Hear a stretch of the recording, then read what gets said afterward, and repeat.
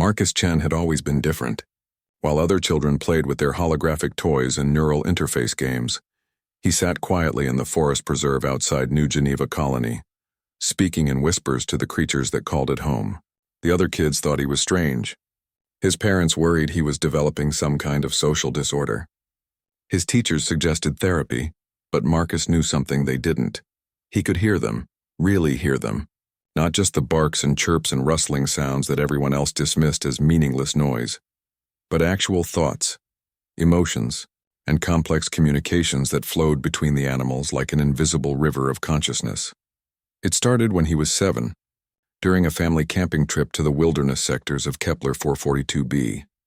While his parents set up their environmental dome, Marcus wandered to a stream where a family of native creatures resembling Earth's otters were playing. One of the young ones had gotten its paw caught under a fallen branch. Marcus could feel its panic, its pain as clearly as if the creature was screaming directly into his mind.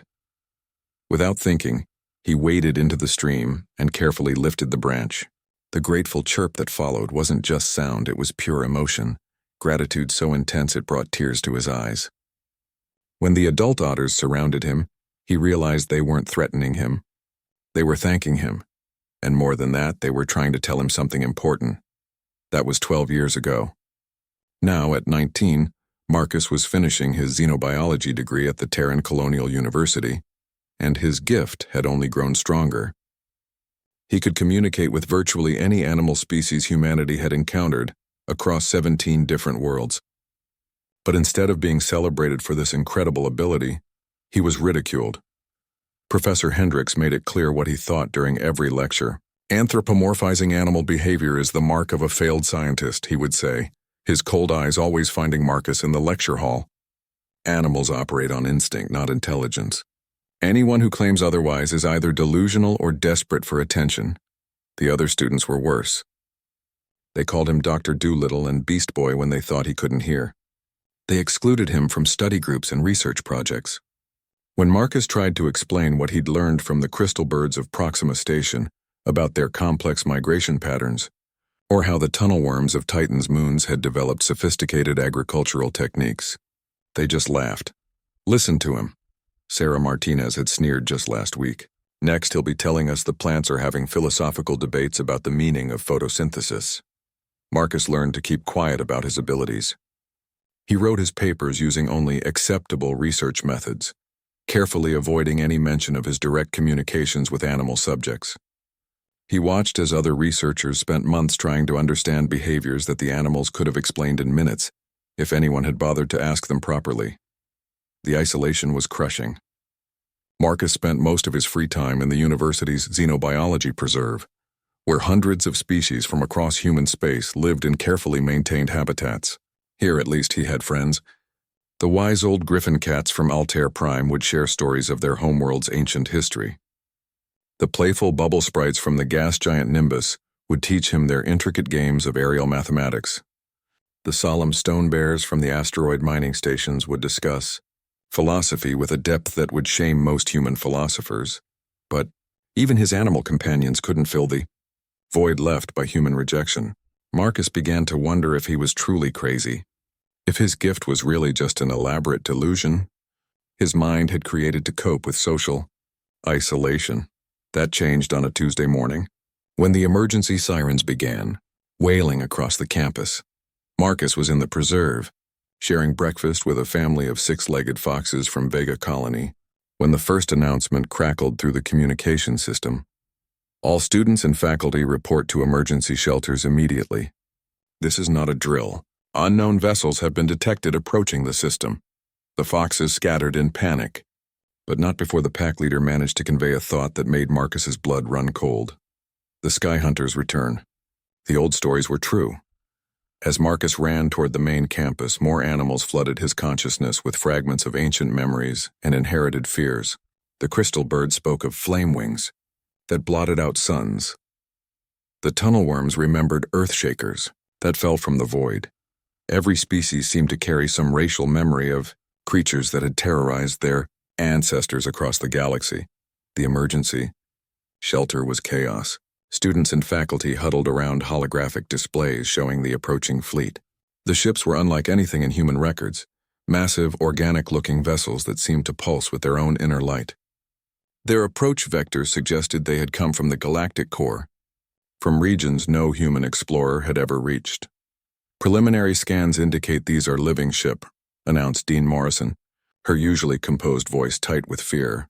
The hulls appear to be some kind of evolved biological material.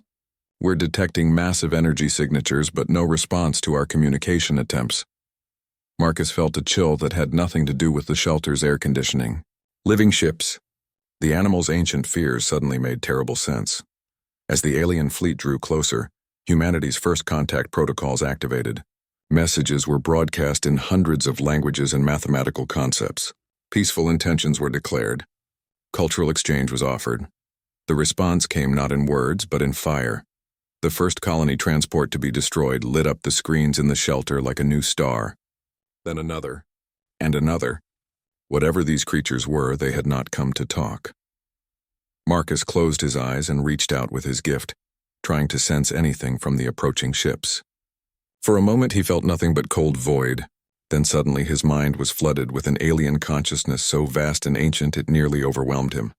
Images flashed through his awareness. Entire worlds stripped bare. Civilizations reduced to ash. Millions of species extinct. And beneath it all, a hunger that could never be satisfied. A need to consume and destroy that had driven these creatures across the galaxy for millions of years. When Marcus opened his eyes, tears were streaming down his face. He knew with absolute certainty that humanity was about to face its greatest test, and for the first time in his life, he wondered if his strange gift might be more than just a curiosity. The animals had been trying to warn him all along. The evacuation sirens wailed across New Geneva Colony, as Marcus struggled to make sense of what he had felt from the alien ships. Around him in the emergency shelter, chaos reigned. Students sobbed into their communication devices trying to reach families on distant worlds. Faculty members huddled around tactical displays, their faces grim as more colony ships vanished from the tracking screens. 17 vessels confirmed destroyed, reported Captain Torres from the colony's defense force. The attack pattern suggests these aren't random strikes. They're systematically eliminating our outer defensive perimeter. Marcus barely heard the military briefing. His mind was still reeling from the contact with the alien consciousness. The hunger he had felt was unlike anything in his experience. Not the simple need for food that drove animal predators, but something deeper and more terrible. These creatures didn't just kill for survival. They killed because destruction itself sustained them. "Marcus, are you all right?" He looked up to find Dr. Elizabeth Warren, one of the few professors who had never mocked his abilities, crouched beside him. Her xenopsychology research had always been more open-minded than most, though even she had never fully accepted his claims about animal communication. "I touched their minds." "Dr. Warren," he whispered, his voice shaking. "These creatures, they're not just attacking us. They feed on extinction itself. Every species they've destroyed across the galaxy has made them stronger." Dr. Warren's eyes widened. "Marcus, I know you believe you can communicate with animals, but aliens of this level—" "It's not belief," Marcus interrupted, grabbing her arm. "I need to get to the preserve." The animals knew this was coming. They've been carrying warnings in their genetic memories for generations. Before Dr. Warren could respond, the shelter's main screen flickered to life with an incoming transmission from Earth Command. Admiral Reginald Hayes, the stern-faced commander of humanity's combined fleets, appeared in the hologram. "Citizens of New Geneva Colony," the admiral began, "we're facing an unprecedented threat. Our first contact protocols have failed completely. These entities appear to be a species we're designating as devourers, creatures that have been consuming worlds across the galaxy for millions of years. Our initial defensive fleet has been destroyed. We're implementing Emergency Protocol Omega. All civilian populations are to be evacuated to the inner core worlds immediately." The shelter erupted in panic.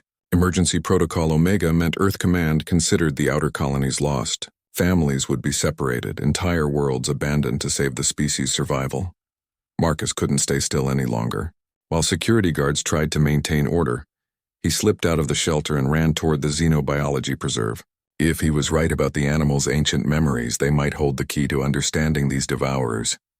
The preserve was in chaos. Hundreds of alien species normally calm in their carefully maintained habitats were in full panic. The crystal birds from Proxima Station had formed defensive flocks, their normally beautiful songs replaced by harsh warning cries. The tunnel worms had sealed themselves deep underground. Even the massive stone bears, usually unflappable in any crisis, were pacing nervously in their enclosures. Marcus reached out with his gift, trying to calm the terrified creatures while seeking the information locked in their racial memories. Slowly, fragments began to emerge. The griffin cats of Altair Prime spoke of legends from their homeworld's ancient past. The flame-winged death came from the deep black, turning our crystal cities to ash. Only those who fled to the deep caves survived. The bubble sprites from Nimbus shared inherited memories of their gas giants' moons being stripped bare. They drank the life from our breeding grounds, left only empty stone where millions once danced in the atmospheric currents. Each species carried similar stories. The Devourers had swept through their home systems generations ago, leaving death and emptiness in their wake. But Marcus began to notice something important in the memories. In every case, some survivors had escaped. Not many, but enough to continue their species. How? Marcus asked aloud, focusing his question toward the stone bears, whose people were known for their long memories and strategic thinking. The eldest stone bear, a creature named Mountain Speaks Wisdom, approached the barrier of his enclosure. His mental voice was like grinding granite. The ancient stories tell of one species that fought back successfully. Not our people, not any of the prey races. Something else. Something that made even the Devourers fear. What species? Marcus pressed. The stories call them Skyfire Dancers, creatures of flame and wind who could match the Devourers in battle. The legends say they sleep now, waiting for the great hunger to return. Marcus felt his heart racing. If there was a species that had successfully fought the Devourers, finding them could be humanity's only hope. But how could he convince anyone to listen to intelligence gathered from talking to animals? The answer came sooner than expected. Professor Hendricks burst into the preserve, flanked by campus security guards. "Chen, what are you doing here? All students are ordered to evacuation shuttles immediately." "Professor, I've learned something important," Marcus began, but Hendricks cut him off. "I don't have time for your fantasy conversations with zoo animals, boy. There are real lives at stake." Before Marcus could argue further, the ground began to shake. Through the preserve's transparent dome, they could see the first Devourer ships entering the planet's atmosphere. The vessels were even more terrifying up close. Massive organic forms that pulsed with bioluminescent veins, trailing energy fields that made the very air around them shimmer with heat. As the alien ships descended, every animal in the preserve suddenly fell silent. Then, as one, they all turned to look at Marcus. The sensation was overwhelming. Hundreds of alien minds focusing on him with desperate hope. Mountain Speaks Wisdom's mental voice cut through the psychic noise. "Tell the human leaders, young speaker. Tell them to seek the Skyfire Dancers in the deep void beyond the galactic rim. Tell them before it is too late." Professor Hendricks stared in shock as the normally docile stone bear pressed against his enclosure's barrier, his ancient eyes fixed directly on Marcus. Around the preserve, every other creature was doing the same. All of them, looking at the human student they had always known, could hear them. "How is this possible?" Hendricks whispered. Marcus met his professor's eyes. "Because sometimes the impossible is the only truth we have left." As the first Devourer ship touched down in the colony's central plaza, its landing creating a crater of superheated glass, Marcus knew that humanity's fate might depend on whether anyone would finally listen to what the animals had been trying to tell them all along. The evacuation shuttle lifted off from New Geneva Colony, just as the first Devourer ground forces began emerging from their organic ships. Marcus pressed his face to the small viewport, watching in horror as creatures that looked like living nightmares poured across the colony's plaza. They moved like liquid shadow given form, absorbing everything they touched, buildings, vehicles. Even the very ground itself seemed to dissolve into their dark mass. Professor Hendricks sat across from him, still in shock from what he had witnessed in the preserve. The man who had spent years ridiculing Marcus's abilities was now staring at him with a mixture of fear and desperate hope. "The animals," Hendricks said quietly.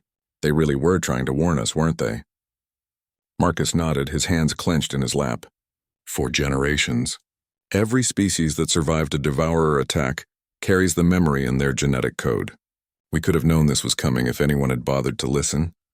Around them, the shuttle was packed with refugees from the colony. Children cried for abandoned pets. Adults stared blankly at tablet screens showing the destruction of their homes. The pilot's voice crackled over the intercom with updates that grew worse by the minute. Receiving reports from across the outer rim, the pilot announced. 17 colonies have gone dark in the past 6 hours. Earth Command is ordering a full retreat to the core worlds. Dr. Warren, who had managed to get on the same shuttle, leaned toward Marcus. You mentioned something about Skyfire dancers? A species that fought the Devourers successfully? According to the Stone Bear's memories, they're the only ones who ever made the Devourers retreat. Marcus replied. But they're somewhere beyond the galactic rim in the deep void where no human has ever traveled. That's impossible, another passenger interjected. It was Captain Torres from the Colony Defense Force, his uniform still smoking from his escape. Nothing can survive in the void between galaxies. No energy sources, no resources, nothing but empty space for millions of light years. Marcus closed his eyes and reached out with his gift, seeking any animals that might be aboard the shuttle. He found a small cage in the cargo hold containing a pair of crystal birds that someone had rescued from the preserve. Their mental voices were faint but clear. Tell him about the song maps, the female bird chirped in his mind. The old melodies that show the hidden paths through the dark between stars. What hidden paths? Marcus asked silently. The Skyfire dancers did not travel through normal space. They used the deep currents, the flows of energy that exist beneath reality itself. Our ancestors sang the maps of these currents before the Devourers came. Some songs survive. Marcus opened his eyes to find everyone staring at him. He had been sitting silently for several minutes while communicating with the birds. There are hidden paths, he said slowly. The crystal birds remember songs that map energy currents through the void. The Skyfire dancers use these currents to travel between galaxies. Captain Torres shook his head. Even if that's true, how do we find them? How do we convince them to help us? We don't even know if they still exist. They exist, said a new voice. Everyone turned to see an elderly woman in the back of the shuttle. She had been so quiet during the evacuation that most passengers had forgotten she was there. Now she stood slowly, her ancient eyes bright with knowledge. I am Dr. Yuki Tanaka, she said, retired xenoarchaeologist. For 40 years I've been studying ruins on the rim worlds, sites that didn't match any known species, sites that were clearly built by someone else. Dr. Warren recognized the name. Dr. Tanaka, you wrote the paper on the Andromeda artifacts. But the scientific community dismissed your work as fantasy, Dr. Tanaka finished with a bitter smile. Because I claimed the artifacts were built by a spacefaring civilization that existed before any known species achieved interstellar travel. Because I suggested they might still be out there. She moved forward, her steps careful in the shuttle's artificial gravity. Young man, she said to Marcus, you mentioned Skyfire dancers. In my research, I found references to beings called by many names across dozens of worlds. The Keepers of the First Light, the Void Guardians, the ones who burn without consuming. Marcus felt a chill of recognition. You think they're the same species? I think they're humanity's only hope, Dr. Tanaka replied. And I think I know how to find them. She pulled out a datapad and showed them holographic images of the artifacts she had studied. They were beautiful structures that seemed to be carved from crystallized starlight itself, covered in symbols that shifted and flowed like living text. These sites aren't random, she explained. They form a pattern across the galaxy's edge. Each one points toward the same region of empty space beyond our galactic rim. I believe they're navigation markers.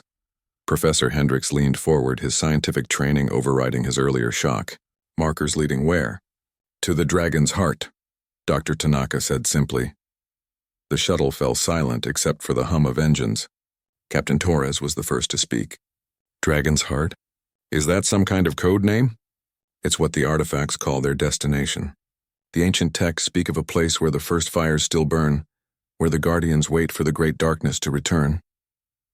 Dr. Tanaka's voice dropped to a whisper, where the dragons sleep until they're needed. Marcus felt every hair on his body stand up. In his mind, he could hear the crystal birds singing something. That wasn't quite music, a complex pattern of sounds that seemed to map three-dimensional space in ways his human brain could barely comprehend. They're not just Skyfire dancers, he said suddenly. They're literally dragons. The animals' racial memories have been trying to tell us all along. but we interpreted the memories as mythology instead of history. The shuttle's communication system suddenly crackled to life with an emergency transmission from Earth Command. Admiral Hayes's face appeared on the main screen, but he looked different now, older, more desperate. All units, this is Admiral Hayes with a priority message. The Devourer fleet has broken through our outer defenses faster than anticipated. We're looking at total extinction within weeks, not months. Any unconventional options for defense or evacuation should be considered immediately. Captain Torres stood up. Admiral, this is Captain Torres aboard Evacuation Shuttle Alpha 7. Sir, we may have information about a potential ally species. Request permission to detail our findings. Admiral Hayes's tired eyes focused on the shuttle's transmission. Captain, at this point I'll listen to anything. What do you have? Marcus took a deep breath. This was it. The moment when humanity would either dismiss him one final time, or finally listen to what the animals had been trying to tell them for generations. Admiral, he began. My name is Marcus Chen.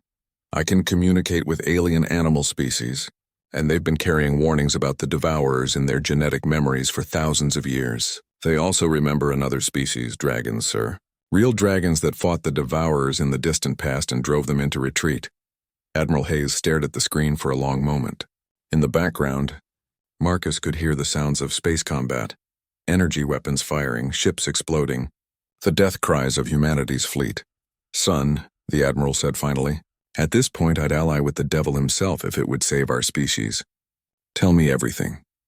3 days later, Marcus found himself aboard the experimental deep space vessel Prometheus, humanity's fastest ship, retrofitted with every piece of xenoarchaeological equipment Dr. Tanaka could requisite. The irony wasn't lost on him. The student who had been ridiculed for talking to animals was now leading humanity's most desperate mission. Admiral Hayes had given them a skeleton crew and carte blanche to pursue any lead, no matter how unconventional. The Devourer fleet was systematically consuming the outer colonies, and every hour brought them closer to the core worlds. Earth itself had perhaps 2 weeks before the invasion reached humanity's birth world. Navigation systems indicate we're approaching the galactic rim, announced Lieutenant Sarah Kim, the ship's pilot. Beyond this point, we'll be in true void, no stars, no reference points, nothing but empty space for millions of light years. Marcus sat in the ship's modified cargo bay, which had been converted into a communication chamber for the dozen animal species they had brought along. Each creature represented a different world, a different set of racial memories about the dragons. The crystal birds from Proxima Station perched on specialized stands, their songs creating three-dimensional maps of energy currents invisible to human instruments. The stone bears meditated in their reinforced habitat, their ancient minds processing memories that stretched back millions of years. Dr. Tanaka worked frantically at her archaeological station, correlating the animals' memories with her decades of research. The patterns were becoming clearer the further they traveled from the galaxy's center.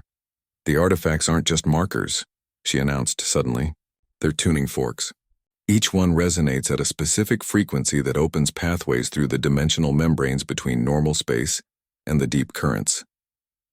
Professor Hendricks, who had insisted on joining the mission, looked up from his own research terminal. Dimensional membranes? Are you suggesting faster-than-light travel through alternate dimensions? Not alternate dimensions, Dr. Tanaka replied. The substrate dimensions that underlie our reality. Think of normal space as the surface of an ocean, and the deep currents as the powerful flows far beneath. The dragons learned to dive below the surface of reality itself. Marcus closed his eyes and reached out to the crystal birds.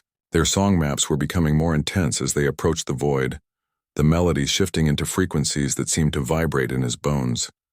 They're getting excited, he reported. The birds can sense something ahead. They're singing about doorways, gateways, places where the dark between stars becomes something else.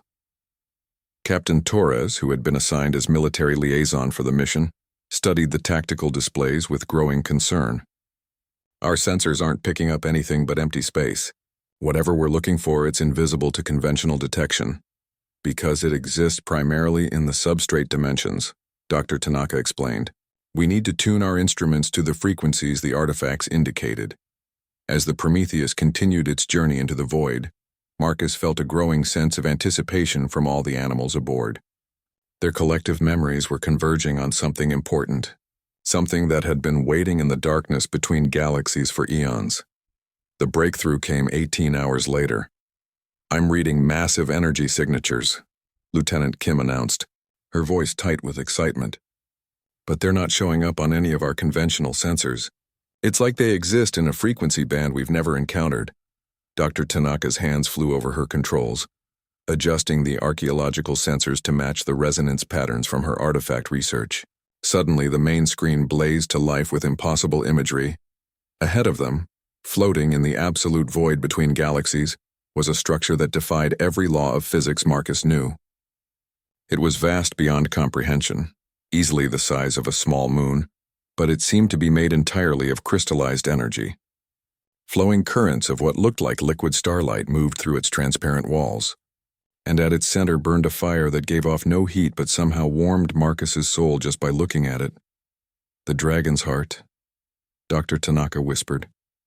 But the structure wasn't empty. As their instruments adjusted to the new frequency bands, they began detecting signs of life within.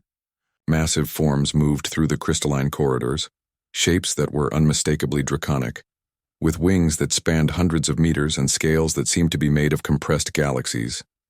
"How many?" Captain Torres asked. "Thousands," Lieutenant Kim replied, her voice filled with awe. "Maybe tens of thousands. They're everywhere inside that structure." Marcus reached out with his gift, trying to make contact with the dragon minds. The response nearly overwhelmed him. These weren't animal intelligences like those he was used to communicating with. These were vast, ancient consciousnesses that had witnessed the birth and death of entire galactic civilizations. "They know we're here," Marcus gasped, his head spinning from the contact. "They've been waiting. They've been watching the Devourers spread across our galaxy, waiting for someone to finally come looking for help." One of the dragons was approaching their ship, a massive creature whose scales shifted through every color in the visible spectrum. As it drew near, Marcus felt its mind touch his with surprising gentleness. "Little speaker," the dragon's mental voice was like distant thunder. "Your kind has finally learned to listen to the small voices. This gives us hope. We need your help," Marcus responded. "The Devourers are destroying everything we've built. They'll wipe out every species in our galaxy if we can't stop them. We know, young one. We have been preparing for this moment since we first sensed their return. But there is something you must understand. We cannot simply return to your galaxy and drive them away as we did in ages past." "Why not?" Marcus asked, though he dreaded the answer. "Because this time they are not alone. The Devourers have awakened something that slept in the dark spaces between realities, something that even we once feared to face. If we are to have any hope of victory, we will need more than our fire and fury." The dragon's massive form hovered just outside the ship's viewport, its ancient eyes studying the humans within. "We will need the courage and ingenuity that young species possess, the willingness to try the impossible that older races have forgotten. We will need humanity to stand with us, not behind us." Captain Torres stepped forward. "What are you saying?" Marcus felt the dragon's amusement like warm sunlight. "I am saying, small warrior, that this will not be a rescue. This will be a partnership, your species and ours, fighting together against an enemy that threatens all life in the universe." The crystal birds suddenly burst into a new song, not the navigation melodies they had been singing, but something else. A battle hymn that spoke of alliance between the ancient and the new, between the wisdom of ages and the innovation of youth. For the first time since the Devourers had appeared, Marcus felt hope. Real hope. But first they had to get back to warn humanity that the war was about to become something far greater than anyone had imagined. The journey back to human space took on an urgency that made everyone aboard the Prometheus work with desperate efficiency. 3 dragons had volunteered to accompany them, massive beings who compressed their energy forms to fit within the ship's modified cargo bays. Their presence filled the vessel with a warmth that had nothing to do with temperature and everything to do with hope. Marcus spent most of the return trip in deep communication with the dragon called Starfire Who Remembers, learning about the true scope of the threat humanity faced. What he discovered made the Devourer invasion seem almost trivial by comparison. "Your species calls them Devourers," Starfire Who Remembers explained, her mental voice carrying images that made Marcus's brain ache. "But they are merely the hunting hounds of something far worse. The entity that commands them is older than galaxies, a force of pure entropy that seeks to return the universe to the primordial darkness that existed before the first stars were born. The void hunger, Marcus whispered, translating the concept into human words. Indeed, we dragons fought the devourers for millions of years, driving them back again and again, but each time they returned stronger, more numerous. Finally, we realized the truth. They were not the disease, merely its symptom. So we withdrew to the deep heart, preparing for the day when the true enemy would reveal itself. Dr. Tanaka, who had been monitoring the conversation through her translation equipment, looked up from her research station. Are you saying the Devourer's current invasion is a prelude to something worse? The dragon's amusement was tinged with sadness. The invasion is the summoning, learned one. Each world they consume, each species they destroy, feeds power back to their master. When enough galaxies have been harvested, the void hunger will have sufficient energy to manifest directly in your reality. Captain Torres felt his blood run cold. What happens then? Then the universe ends, the dragon replied simply. Not just your galaxy, not just the local group, but everything. Every star, every planet, every spark of life that has ever existed will be snuffed out as reality itself collapses back into primordial nothing. The bridge fell silent, except for the hum of the ship's engines. Lieutenant Kim finally spoke, her voice barely above a whisper. How long do we have? Marcus closed his eyes and felt the dragon's ancient consciousness calculating astronomical distances and energy accumulations across cosmic time. When the answer came, it hit him like a physical blow. If the Devourers continue their current rate of consumption, the void hunger will have enough power to manifest in approximately 6 months, he reported. 6 months to save the universe, Professor Hendricks muttered. No pressure. But Starfire, who remembers, was already shifting the conversation toward hope. This is why we have waited, why we have prepared. Your species arrived at precisely the right moment in cosmic history. You possess something that we dragons lost long ago in our ancient wisdom. The ability to create new solutions to impossible problems. What do you mean? Marcus asked. Images flooded his mind. Glimpses of human history that the dragons had observed from their distant vigil. The first human who looked at lightning and imagined harnessing its power, the inventors who dreamed of flying machines, the scientists who split the atom, the visionaries who reached for the stars. Every species we have encountered follows predictable patterns as they mature, the dragon explained. They develop along established pathways, discovering technologies and philosophies in roughly the same sequence. But humans constantly surprise us. You find new ways to accomplish the impossible. You refuse to accept that problems cannot be solved. Dr. Tanaka was frantically taking notes. You're talking about human innovation, our tendency to think outside established parameters. Precisely. We dragons have lived so long that we sometimes become trapped by our own wisdom. We know too much about what should and shouldn't be possible. But young species like yours still believe in miracles. And sometimes that belief makes miracles real. As they approached the inner core worlds, the scope of the Devourer invasion became clear. Entire sectors had gone dark. Refugee fleets clogged the space lanes, carrying billions of displaced people toward the ever-shrinking safe zone around Earth and its closest allies. The emergency transmission from Admiral Hayes was waiting for them. The moment they entered communication range, Prometheus, this is Earth Command. Please tell me you have good news because we're looking at total evacuation of the outer core worlds within 72 hours. Marcus took the communication himself. Admiral, we found them. The dragons are real and 3 of them are aboard our ship. But sir, the situation is worse than we thought. Over the next hour, Marcus and Dr. Tanaka briefed Earth Command on everything they had learned.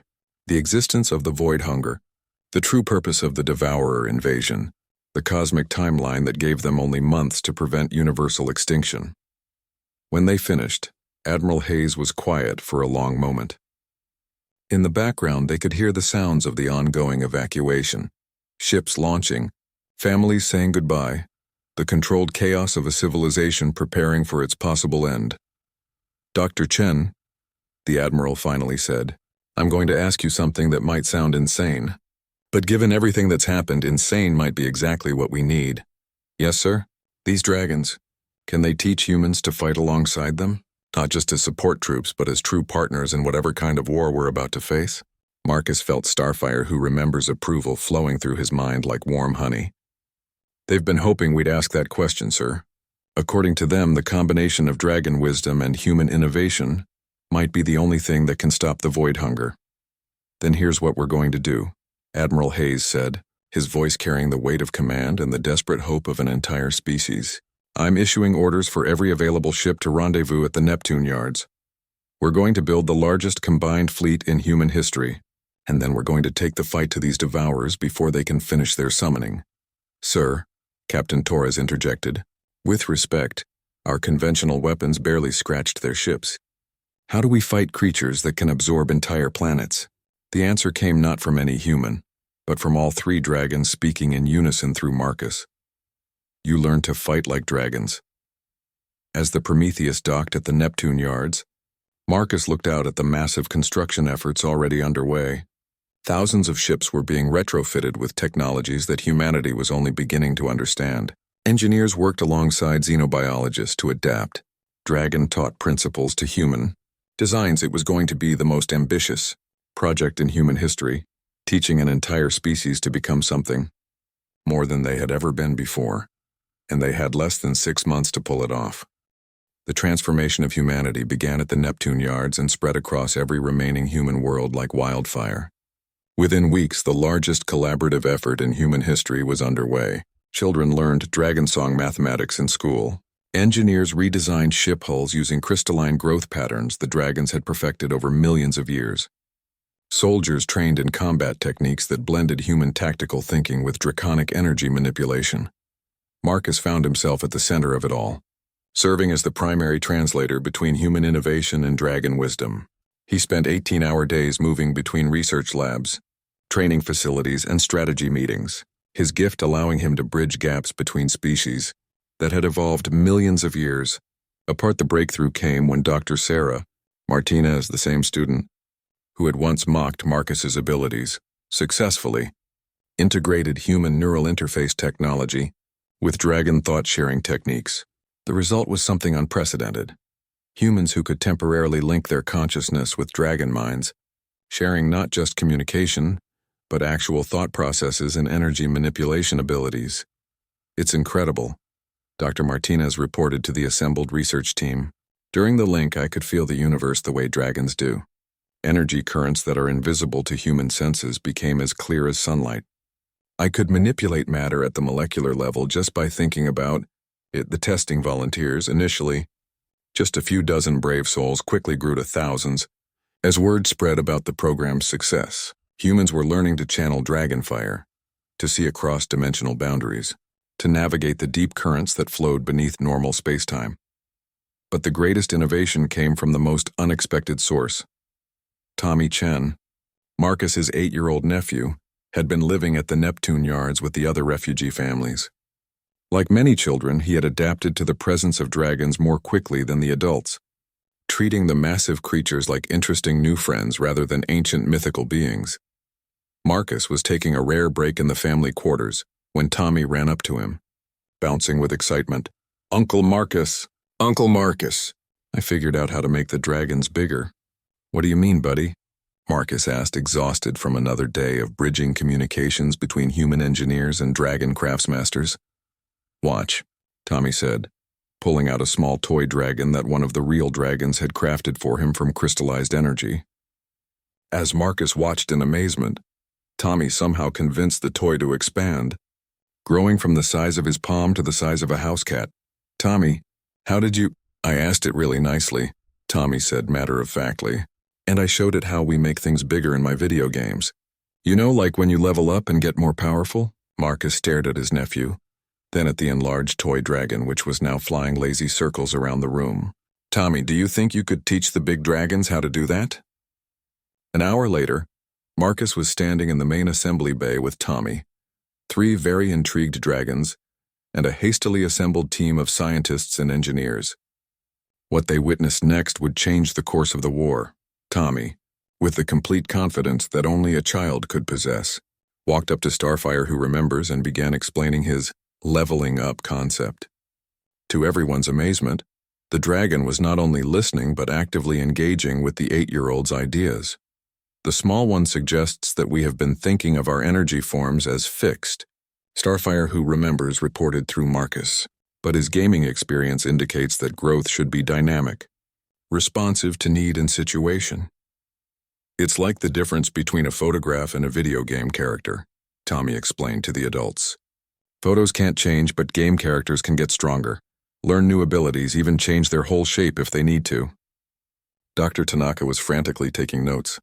He's describing adaptive morphic energy projection. The dragons have been maintaining static forms for so long they've forgotten they can be dynamic. The implications were staggering. If dragons could modify their size, strength, and capabilities in real time based on tactical needs, they would be far more effective against the devourers.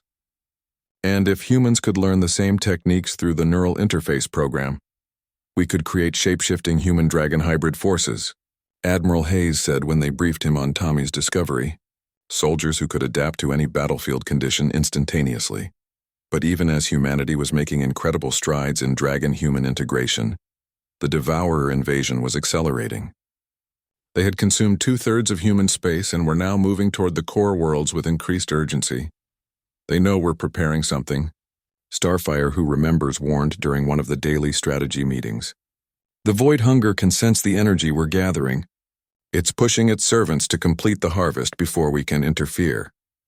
Marcus relayed this information to the assembled human leaders, along with something else the dragons had shared, the location where the final summoning would take place. They're converging on the galactic core, he reported. There's an ancient structure there, older than any known civilization. The dragons call it the First Dark, a place where the void hunger originally entered our reality billions of years ago.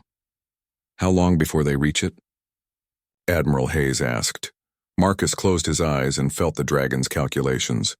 At their current pace, about 3 weeks, once they begin the final summoning ritual, we'll have perhaps 6 hours before the void hunger manifests completely. The room fell silent as everyone absorbed the timeline. 3 weeks to finish training hundreds of thousands of human-dragon hybrid warriors. 3 weeks to complete the largest fleet assembly in galactic history. 3 weeks to prepare for a battle that would determine whether life itself continued to exist in the universe. Then we stop talking and start moving, Admiral Hayes declared. Issue the order. All available forces rendezvous at staging point Alpha in 72 hours. We're taking the fight to them. As the meeting dispersed and preparations for humanity's final gambit began in earnest, Marcus felt a small hand slip into his. Tommy looked up at him with the fearless confidence of childhood. Uncle Marcus, are we going to win? Marcus thought about everything they had accomplished.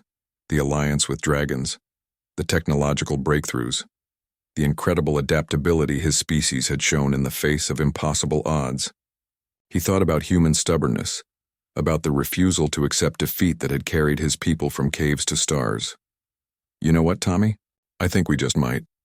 But first they had to survive the largest space battle in cosmic history, and somewhere in the deep void, the void hunger was waking up.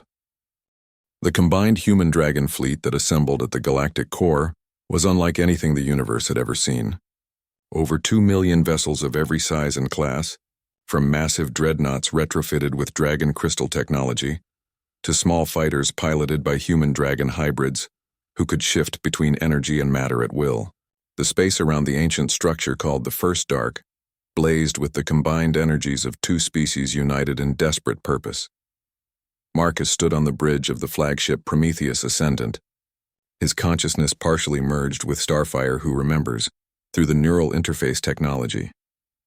Through the dragon's ancient senses, he could perceive the cosmic horror that was beginning to unfold at the galactic core. The devourers had arranged themselves in ritual patterns around the First Dark, a massive black structure that seemed to absorb light itself. Millions of the creatures formed concentric circles, their bodies pulsing with absorbed life energy from the worlds they had consumed. At the center of their formation, reality itself was beginning to tear. The summoning has begun, Marcus reported to Admiral Hayes. The void hunger is trying to force its way through the dimensional barriers. Through his merged consciousness, Marcus could feel the entity's presence pressing against the boundaries of normal spacetime. It was vast beyond human comprehension, not just a creature, but a fundamental force of dissolution that sought to return all existence to primordial emptiness. All units. This is Admiral Hayes. The command broadcast went out across the fleet. We have one chance at this. The dragons have identified weak points in the Devourer formation, but we'll need to coordinate our attack perfectly. Remember your training, you're not just human anymore, and you're not just fighting for Earth, you're fighting for the right of life itself to exist. The battle began with humanity doing what it had always done best, improvising solutions to impossible problems. Instead of a traditional frontal assault, the human tacticians had developed something the dragons had never seen before. A quantum probability attack. Thousands of small fighter squadrons entered the battle space simultaneously across multiple dimensional frequencies, making it impossible for the Devourers to predict or counter all the attack vectors. It's beautiful, Starfire Who Remembers observed through their link. Your species' gift for chaos applied to warfare. The Devourers are creatures of order and consumption. They don't know how to respond to attacks that don't follow logical patterns. The first wave of human-dragon hybrid pilots tore through the Devourer outer perimeter like living comets. Their ships could phase between energy and matter states, making them nearly impossible to target while allowing them to strike at the molecular bonds holding the enemy vessels together. But the Devourers adapted quickly, as they always had. The creatures began merging together, forming massive composite entities that could match the hybrid fighters' mobility and energy output. Phase 2, Admiral Hayes ordered. This was where Tommy's discovery proved crucial. The dragons throughout the fleet suddenly began expanding their energy forms, growing from their normal massive size to truly cosmic proportions. Some became as large as moons, their fire breath capable of vaporizing entire Devourer squadrons. Others stretched across thousands of kilometers, forming energy nets that trapped enemy formations in crystalline prison fields. The small one's wisdom serves us well, Starfire Who Remembers noted with approval. We had forgotten that power should flow like water, taking whatever shape the situation requires. But even as the combined fleet fought with unprecedented coordination and effectiveness, the ritual at the galactic core was reaching its climax. The tear in space-time was widening, and through it Marcus could sense something that made his mind recoil in horror. The void hunger was coming. "Admiral," Marcus called out, his voice tight with fear. "It's starting to manifest. We need to break through to the first dark now, or—" His words were cut off as reality itself seemed to scream. The tear in space-time exploded outward, and through it came an appendage of living darkness so vast it dwarfed entire star systems. Where it touched normal matter, everything simply ceased to exist, not destroyed, not consumed, but retroactively erased from reality as if it had never been. The combined fleet found itself facing the fundamental enemy of existence itself. "All units, emergency phase," Admiral Hayes shouted. "Execute Plan Omega." Plan Omega was the most insane strategy ever conceived. A direct assault on the void hunger itself, using the combined human-dragon fleet as a single massive weapon. Every ship in the fleet would merge their energy signatures, creating a spear of pure creation to thrust into the heart of ultimate entropy. Marcus felt his consciousness expand as millions of human and dragon minds linked together through the neural interface network. For a moment that lasted eternity, he was everyone and everything, every human who had ever dreamed of the stars, every dragon who had witnessed the birth of galaxies, every creature across the cosmos that had ever chosen to live, rather than simply exist. The spear of creation they formed blazed with the combined will of every species that had ever faced extinction and refused to surrender. It struck the void hunger's manifestation like the universe's answer to its own negation. What followed was less a battle than a fundamental argument between opposing cosmic principles. Creation versus entropy. The chaotic beauty of life versus the perfect silence of non-existence. Hope versus despair. And in that moment of cosmic decision, humanity's greatest strength revealed itself. "We're not winning," Marcus realized, his expanded consciousness analyzing the conflict on scales beyond normal comprehension. "The void hunger is too strong, too fundamental. We can wound it, but we can't destroy it." "Then we don't destroy it," came a response from an unexpected source. Little Tommy Chen, his child's mind somehow present in the cosmic gestalt. "We give it what it wants." "Tommy, what do you mean?" "It wants everything to go back to the beginning, right? To the time before stuff existed? So we show it that the beginning was never empty. It was full of potential. Through the neural link, Marcus felt Tommy's idea spreading through the combined consciousness of the fleet. It was audacious beyond belief. Instead of fighting the Void Hunger's desire to return everything to primordial emptiness, they would redefine what primordial emptiness actually was.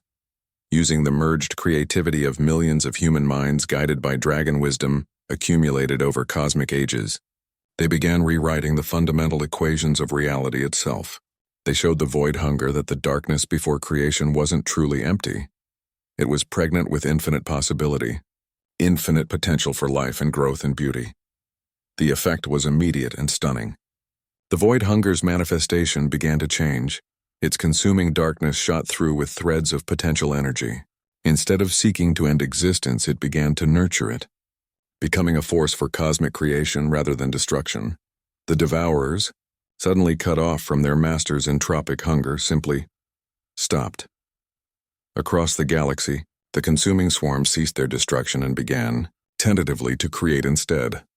It worked, Marcus whispered, his consciousness slowly separating from the cosmic gestalt as the emergency was resolved. We didn't defeat the Void Hunger. We convinced it to become something else. The Void Potential, Starfire, who remembers, suggested, her ancient voice filled with wonder. A force that creates possibilities instead of consuming realities.